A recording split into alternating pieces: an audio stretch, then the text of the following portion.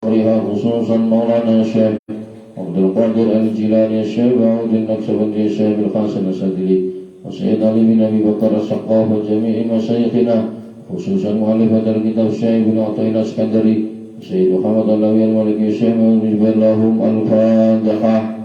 أعوذ بالله من الشيطان الرجيم. بسم الله الرحمن الرحيم. الحمد لله رب العالمين الرحمن الرحيم مالك يوم الدين. إياك نعبد وإياك نستعين. اهدنا الصراط المستقيم صراط الذين أنعمت عليهم غير المغضوب عليهم ولا الضالين آمين. Mana? Tarekat taubat.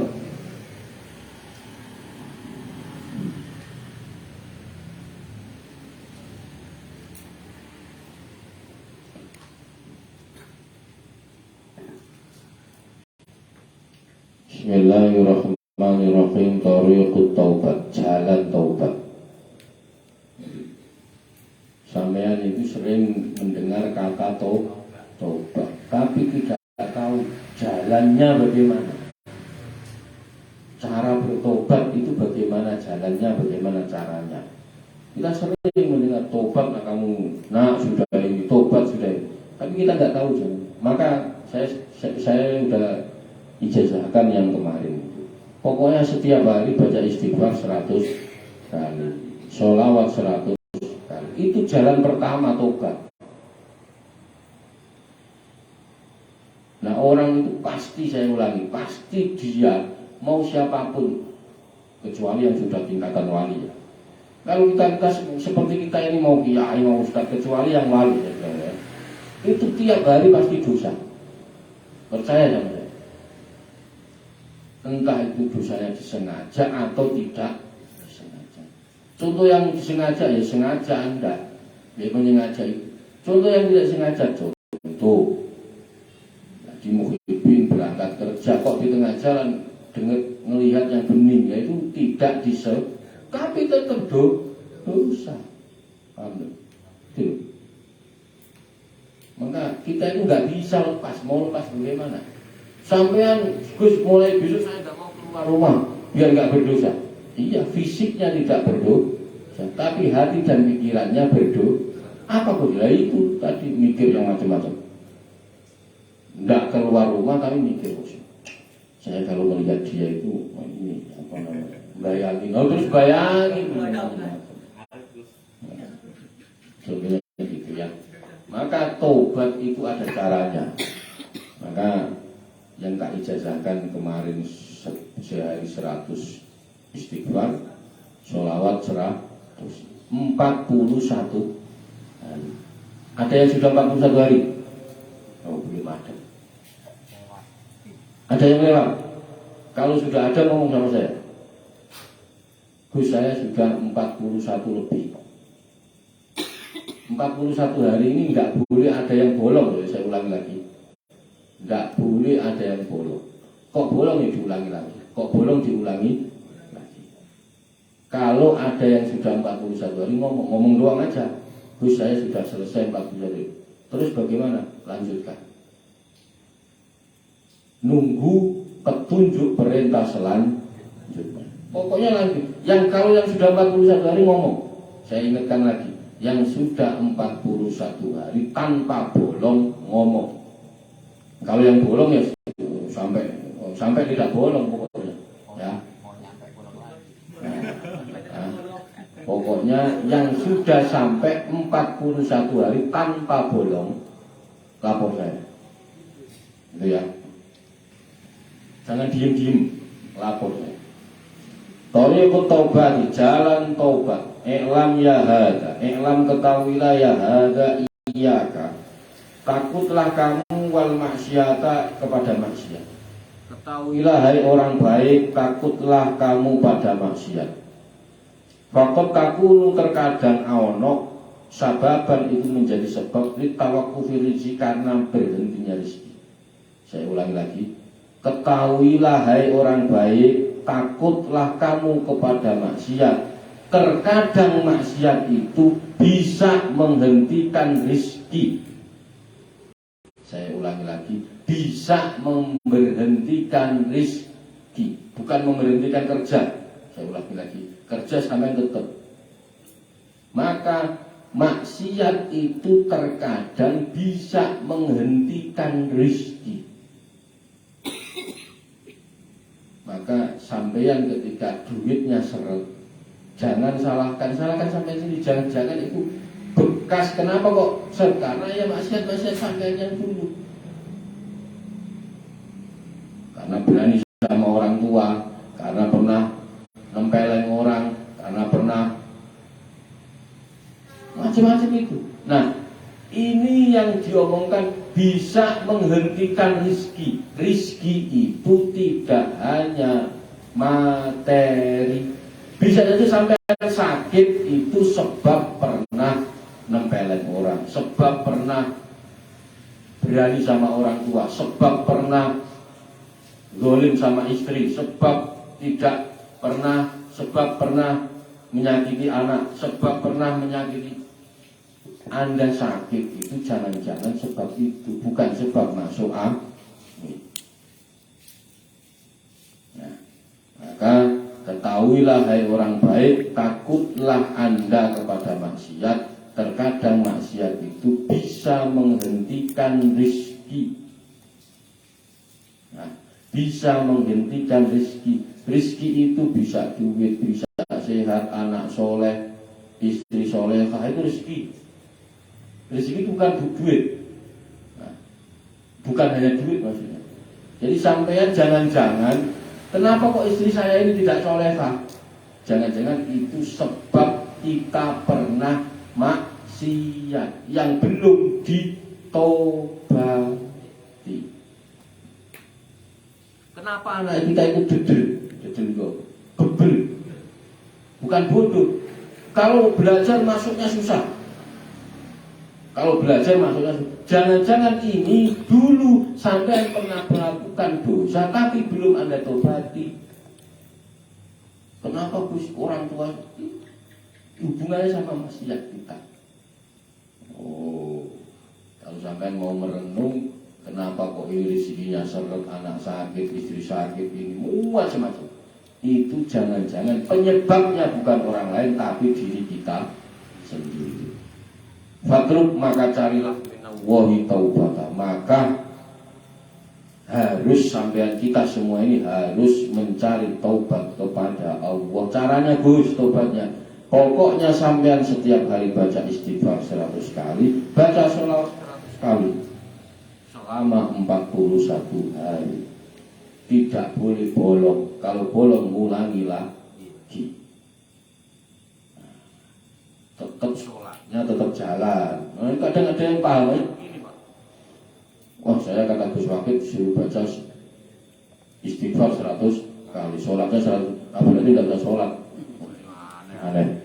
Pokoknya yang wajib tetap jalan. Ditambahin 2, nggak usah banyak-banyak. Istighfar 100, sholawat 100. Lah nanti kalau sudah pol ngomong, Gus saya sudah selesai. Gitu ya.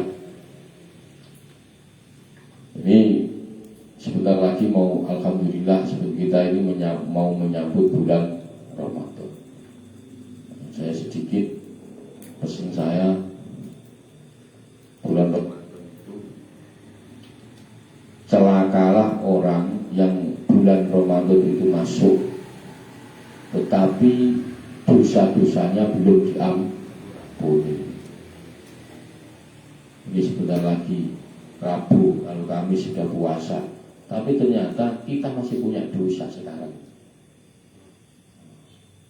Apa dosanya? Ya nggak tahu ya, kita sendiri yang tahu.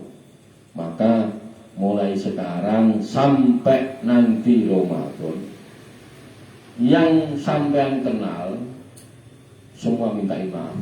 Kalau tidak terjangkau minimal lewat WA grup. Nah, pokoknya saya kalau punya salah tolong dimaafkan. Nah, kalau sampai tidak perlu minta maaf sama saya, pasti tak maafkan. Nggak usah, saya minta maaf, nggak usah. Sampai pasti tak maafkan. Nah, saya yang minta maaf. Maka ini diantaranya celaka orang yang ketika masuk bulan Ramadan tapi masih dosanya belum diampuni. Maka yang punya salah sama anak, sama istri, sama mak, sama pak, sama macam-macam itu minta maaf semua. Nah, ini sebentar lagi Ramadan. Kunci Ramadan itu adalah bahagia. Maka sampean harus menyambut di mana-mana. Sampean kalau mau ngecek, mau lihat serius, bulan lahirnya Nabi bahagia. Sampean harus bahagia. Wong Nabi lahir kok gak bahagia itu kan kebangetan. Wong anak sampean lahir aja bahagia, apalagi ini yang lahir baginda Nabi Muhammad SAW. Nah, ini mau masuk bulan suci Ramadan. Bulan ini ampunannya ada, maghfirahnya ada, berkahnya macam-macam. Lah kok sampean enggak bahagia? Contoh, sampean nikah, rezekinya banyak, anaknya punya anak ini. Lah enggak bahagia, itu berarti ada sesuatu. Hidup di dunia ini yang dicari apa sih? Bahagia yang dicari, bukan istri dan anak, bukan. Banyak kok orang punya istri, punya anak, tidak bahagia. Banyak. Nah, tetapi bahagia itu pasti ada ininya, ada apa namanya, titenannya. Oh, dia bahagia kenapa? Oh, anak punya anak soleh. Oh, dia bahagia punya istri soleh. Oh, bahagia rezekinya Pak. Nah, itu ada. Tapi ada orang anaknya soleh, istrinya banyak, oh banyak, rezekinya banyak, tapi tidak bahagia. Oh banyak, orang kaya itu banyak yang tidak bahagia. Nah, contohnya gitu. Maka intinya bahagia. Nah, bahagia itu yang menciptakan siapa? Sampai sendiri. Kita sendiri. Maka barang siapa yang menyambut Ramadan ini dengan bahagia, maka jasadnya diharamkan menyentuh api neraka. Kalau sampean mulai malam ini sampai Ramadan bahagia, pokoknya ya Rob, saya menerima Ramadan ini dengan lapang dada, dengan ikhlas, dengan ridho, dengan keadaan saya yang seperti ini, apa adanya. Maka jasad sampean diharamkan menyentuh api neraka. Modelnya bahagia. Walaupun sebenarnya kalau mendekati Ramadan sama Ramadan agak pusing, mikir THR, mikir PWS. Tapi minimal ini sebelum Ramadan paksa untuk paksa. Tidak usah pikir, yang punya utang tidak usah dipikir. Untuk sementara. Kalau nggak dipikir ya nanti akan dimarahin orang yang punya utang. Ini nggak usah dipikir sebentar. Pokoknya mikir kita menyambut bulan Ramadan. Sebentar lagi Ramadan. Harus apa yang perlu kita persiapkan di bulan Ramadan? Apa Gus? Yang pertama ilmu. Sampai harus punya ilmu. Ilmu apa Gus? Ilmu batal puasa itu bagaimana niatnya, batalnya bagaimana, mulai dari mana, waktu-waktu yang baik untuk ibadah apa, itu tahu semua. Ada yang begini. Oh, puasa mah saya tahu Gus, apa puasa? Pokoknya mulai imsak sampai maghrib tidak makan, tidak minum. Nah, ada yang begitu pemahaman puasa. Tapi siang-siang rokokan terus. Loh kan ini nggak makan, nggak minum Gus. Ada yang begitu. Ada. Nah. Mulai imsak, ada pemahaman orang puasa itu hanya sekedar itu. Ada nggak? Ada. Pokoknya dia tidak makan dan minum. Loh kalau hanya tidak makan, tidak minum mulai imsak sampai maghrib, bedanya apa kayak hari biasa? Cuman memindah jam makan berarti loh. Sampean kalau biasanya yang biasa sarapan jam 7, nanti makan lagi siang atau malam. Sama, nggak ada bedanya dengan memindah jam makan. Maka bagaimana? Ini harus tahu, pahami. Bagaimana apa ibadah-ibadah yang baik kita lakukan, itu ilmu yang perlu kita bawa. Sampai semangat, ternyata nggak tahu ilmunya, ya bubar semua ya, bubar barisan. Pokoknya Gus, puasa itu nggak makan, nggak minum. Ya repot, terus tetap ngomongin orang untuk jalan, berantem tetap jalan, ya nggak repot kalau begitu. Nah, maka modal kita atau apa yang harus kita persiapkan untuk menyambut Ramadan adalah ilmu. Maka yang nggak tahu nanti tanya soal ilmu berpuasa. Bagaimana hukumnya ini, hukumnya puasa begini, khusus puasa harus tahu semua. Nah yang kedua itu hati. Ini tadi yang saya omongkan, hati itu bergembira menyambut bulan suci Ramadan, ampunannya banyak. Sampean makan kalau hari biasa, sampean kerja dapat uang terus makan sama anak sama istri, dapat pahala, dapat. Tapi pas puasa pahalanya double. Apalagi sampean ngasih buka kepada orang, maka double. Ini yang kedua hati. Yang ketiga fisik. Saya ulang lagi, fisik. Ilmunya punya, hatinya senang menyambut Ramadan. Pas mau terawih KO Pak, karena apa? Kekenyangan. Maka pola makan, pola tidur dijaga. Senang dia semangat. Pokoknya nanti saya mau Ramadan, saya mau baca Al-Quran sehari khatam. Contoh. Nah, gimana mau sehari khatam? Makannya nggak diatur. KO Pak pingsan. KO. Nah, maka yang ketiga ini fisik dijaga. Makan jam sekian, makanya tahu. Biasanya yang biasa ada yang minum es langsung KO ada. Karena saking panasnya haus, terus tahu sekali minum langsung es, terus lemes. Tidur bangun-bangun sudah subuh, nggak sahur, nggak makan lagi ya. Ada yang, maka pola makan, pola tidur dijaga. Yang keempat, duit. Iya, manfaatkan betul duit itu. Karena apa? Saat makan, bukan kok saya membandingkan bulan lain dengan Ramadan, enggak. Nah, kalau punya duit sering-sering sedekah di bulan Ramadan. Ya kalau enggak sedekah yang ngasih orang makan, ngasih orang buka puasa itu. Nah, ini bekal untuk puasa. Nah, kalau enggak teruskan ya sampai jam 1. Ini Pak Sarwito sudah begini-begini, enggak enak ya. Ya kan, waduh bahaya ini. Ya. Maka 4 ini untuk bekal kita semua, pokoknya ilmu, tahu mana batal puasa, mana enggak batal. Gus saya ini tadi Pak, udah niat Gus, bangun, tahu-tahu makan, kenyang, baru tahu puasa batal apa enggak Gus puasa saya. Itu harus tahu kan. Gus saya ini semalam habis kumpul sama istri malam, terus habis kumpul saya makan, sahur, bangun sahur, belum lupa Gus, belum mandi, sudah subuh. Gimana puasa saya Gus? Oh itu harus tahu sampai. Gus saya ini tadi kerja, saking panasnya keringat keluar, masuk ada yang di mulut. Ini batal apa? Itu harus tahu. Kalau tidak tahu, bubar kita ini puasanya benar apa enggak. Maka ilmu itu penting. Yang kedua hati. Sampai harus senang, paksa senang untuk walaupun enggak 1 bulan full, pas masuk bulan puasa itu paksa untuk bahagia. Nah, terus fisiknya dijaga. Nah itu ya, pokoknya ini bekal kita puasa. Semoga Allah memberi kekuatan kepada kita semua.